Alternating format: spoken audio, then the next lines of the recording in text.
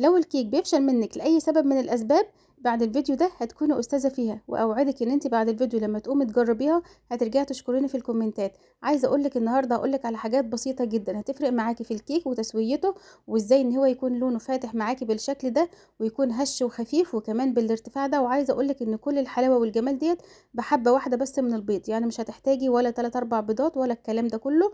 وكمان هاقول لِك على المعيار المضبوط، ولا هاقول لِك بقى بالميزان ولا كوباية معيارية، لأ هنعمل بمعيار كوباية الزبادي بطريقة سهلة جدًا. خليكِ معايا وكمّلي معايا الفيديو للنهاية وصلّي على الرسول في الكومنتات.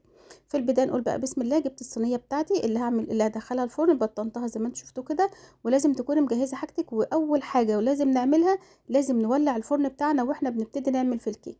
بكوباية الزبادي كده حطيت 3 كوبايات من الدقيق، حطيت عليهم رشة من الملح، كمان كيس من كيك شيف ونخّلتهم كويس جدًا، وحطيت عليهم بشر ليمونة، حلوة جدًا وبتدّيها طعم حلو أوي، ريحة كمان.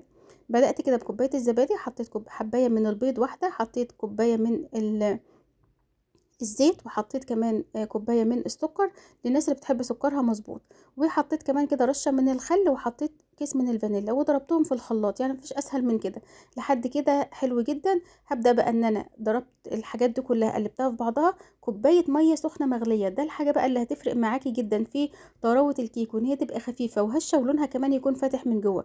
كوباية مية تكون سخنة مغلية، يعني ما تكونش سخنة بس، لا تكوني انت غلياها وحطها على الكيك وهي مغليه، ما تقلقيش، البيض مش هيكتل ولا اي حاجه. وبعد كده ببدا ان انا اقلبها في الخليط بتاعي لحد ما يكون قوامه بالشكل اللي انتوا شفتوه ده. وبعد كده بدخلها الفرن على درجه حراره 180، الرف اللي في النص، لمده 45 دقيقه، وبتطلع معايا بالجمال والتحفه اللي انتوا شايفينها ديت. عايزه اقول لكم ان الفرن لما بتكوني مشغلاه من قبلها بيديكي تسويه حلوه جدا، وكمان الكيك ما بيهبطش منك. حاجه كمان للناس اللي بتشتكي ان الكيك بيهبط منها، ما تحاوليش ان انت تفتحي على الكيك قبل 35 دقيقة بالظبط، يعني علشان كمان ما يكون الكيك ما يهبطش منك بعد ما يرتفع. كوباية المية السخنة بتفرق معاكي جدا في لون الكيكة، هي اللي بتخلي تديها اللون الفاتح ده. قوليلي لو في اي نوع من الانواع